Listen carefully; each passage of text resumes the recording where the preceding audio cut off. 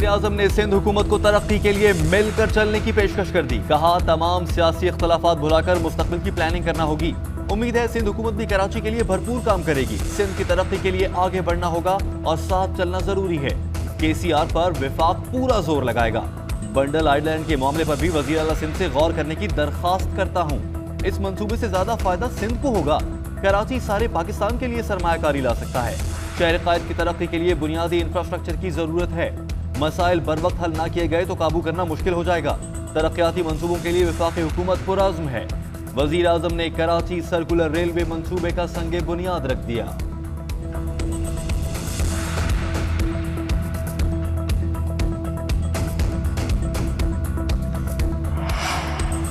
कराची के 5 बड़े मंसूबों पर काम कर रहे हैं। 1 साल पहले वजीर आजम ने KCR की मंजूरी दी। इस प्रोजेक्ट में गैर मुल्की सरमायाकारों की दिलचस्पी बढ़ रही है। असद उमर कहते हैं इख्तलाफात के बावजूद कराची की तरक्की के लिए सिंध हुकूमत के साथ मिलकर काम किया। वजीर आजम नवंबर में ग्रीन लाइन मंसूबे का इफ्तिताह करेंगे। वजीर रेलवे आजम सवाती ने कहा जदीद KCR मंसूबा पाकिस्तान में तारीख रकम करेगा। कराची के लिए जदीद ट्रांसपोर्ट की फराहमी का क्रेडिट वजीर आजम को जाता है।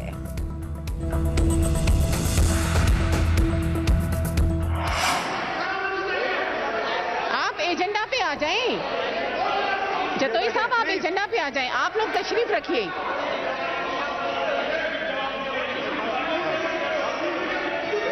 मैडम मैंने खामोशी से इनका सुना था। अभी मेरा राइट है मैं जवाब दूं। देखें आप एजेंडा पे बात करें। ग्रीन लाइन मंसूबा किसका? सिंध असेंबली में बाज़गश्त। मुमताज जाखरानी कहते हैं ग्रीन लाइन का स्ट्रक्चर नवाज शरीफ बना गए मगर ये लोग भंगड़े डाल रहे हैं। खान साहब के दावे कहाँ गए? ना घर मिले ना नौकरियां। लोग महंगाई के मारे खुदकुशियां कर रहे हैं। आरिफ जतोई ने कहा 88 का वजीर आजम भी सिलेक्टेड था। PTI के अरकान सरापा एहतजाज ऐवान से वॉकआउट कर गए।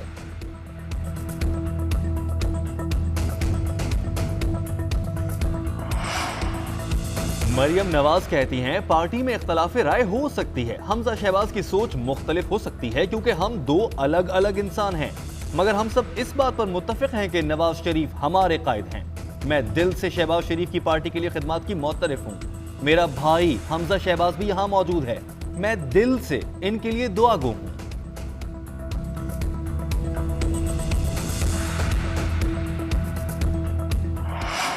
शेख रशीद के नून लीग में 3 ग्रुप बनने की पेशगोई। कहा 2 साल पहले कहा था नून में से शीन निकलेगी।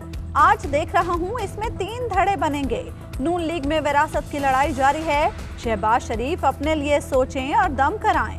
ऑपोजिशन लीडर ने गारंटी मांगी है कि आइंदा आम इंतखाबात शफाफ हों। यही मौक़िफ़ इमरान खान का है। वज़ीर दाखिला शेख रशीद ने न्यूज़ कॉन्फ्रेंस करते हुए कहा जाली वैक्सीन लगाने के मामले पर नादरा का कोई कसूर नहीं। साजिश के तहत शनाख्ती कार्ड और पासपोर्ट को बदनाम किया जा रहा है। दौरा न्यूजीलैंड की मनसूखी में मुलव्वस अफराद को बेनकाब करेंगे।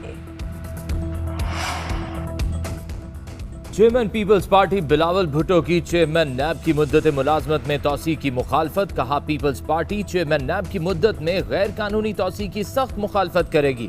कानून में तयन शुदा मुद्दत में तोसी नहीं की जा सकती। नैब इमरान खान हुकूमत का हिस्सा है और गैर जानिबदार नहीं। तारीख के मुतनाज़ तरीन चेयरमैन नैब को तोसी दी गई तो हमारे मौक़िफ़ की तायद होगी। आर्मी चीफ की तौसीह के लिए वोट इसलिए दिया क्योंकि हमारे पास कोई और चॉइस नहीं थी। रहनुमा नून लीग एहसन इकबाल की वजाहत। कहा अगर मुखालिफत में वोट देते तो आलमी मीडिया में खबरें लगती पार्लियामान ने आर्मी चीफ को बरतरफ कर दिया। हुकूमत की कारकर्दगी पर बोले अंधे को भी दिखाई दे रहा है किसका दौर बेहतर था। इस हुकूमत ने मुल्क को तबाह करके रख दिया।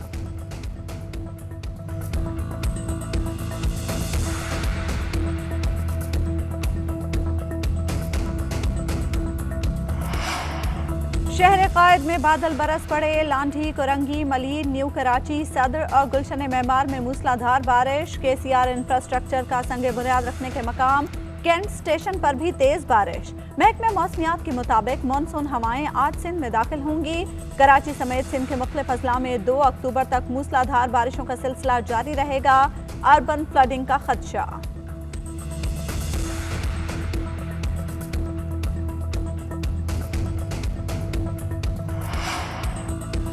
अमरीकी कांग्रेस की जानिब से अफगानिस्तान में नुकसान का इल्जाम पाकिस्तान पर लगाए जाने पर हैरत है। क्या 3 लाख अफगान सिक्योरिटी फोर्सेस के मुकम्मल तौर पर हथियार डालने पर पाकिस्तान को मुर्दे इल्जाम ठहरा सकता है? वजीर आजम इमरान खान का अमरीकी अखबार वॉशिंगटन पोस्ट में मजमून लिखा, हकीकत तस्लीम करने के बजाय अफगान और मगरबी हुकूमतों ने पाकिस्तान पर इल्जाम लगाया। भारत के साथ मिलकर जाली खबरें चलाते रहे अमरीकी जंग की हिमायत पर अस्करी ग्रुपों ने पाकिस्तान के खिलाफ जंग शुरू कर दी। 9/11 के बाद माजी के मुजाहिदीन को दहशतगर्द करार दिया गया। दुरुस्त इक़दाम ये है कि अमन व इस्तेहकाम के लिए नई अफगान हुकूमत के साथ ताउन किया जाए। माजी की गलतियां दोहराई तो बेचैनी, बड़े पैमाने पर मुहाजिरीन और दहशतगर्दी जैसे मसाइल बढ़ेंगे और तमाम फरीक मुतासिर होंगे। सीपैक अथॉरिटी तरमीमी बिल 2021 सेनेट में पेश कर दिया गया। बिल सेनेटर शेरी रहमान ने पेश किया। कहती हैं सीपैक से सब मुनसिफाना तौर पर फैज़याब हों तो अच्छा रहेगा। सीपैक अथॉरिटी में सूबाई नुमाइंदगी लाना चाहते हैं।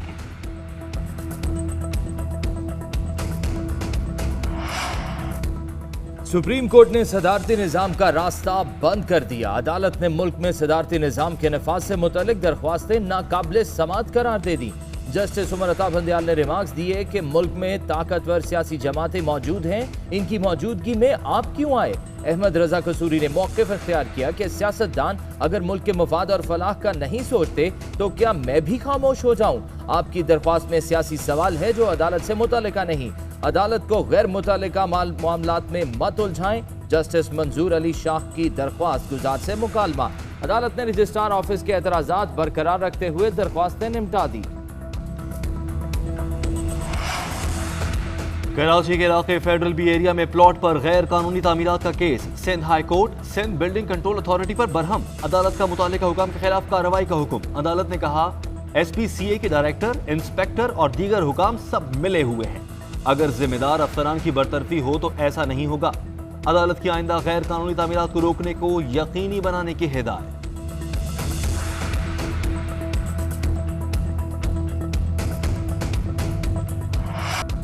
अदाकार उमर शरीफ की तबीयत खराब होने लगी। डॉक्टर्स ने फजाई सफर से रोक दिया। उमर शरीफ के कोरोना समेत तमाम टेस्ट दोबारा किए जाएंगे। कुछ देर बाद डायलिसिस के लिए ले जाया जाएगा। डायलिसिस के बाद उमर शरीफ को 12 घंटे तक डॉक्टर्स अपनी निगरानी में रखेंगे। हफ्ते की शाम से उमर शरीफ की तबीयत नासाज होने पर इंतहाई निगहदाश्त वार्ड मुंतकिल किया गया था। अमरीका मुंतकिली के लिए फिलिपाइन से एयर एम्बुलेंस कराची पहुंच चुकी है। उमर शरीफ के अहले खाना की कौम से दुआओं की अपील।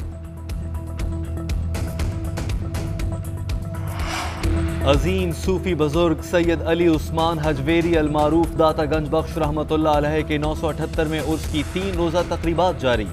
मुल्क भर से अकीदतमंदों की शिरकत। सिक्योरिटी के भी सख्त इंतजाम।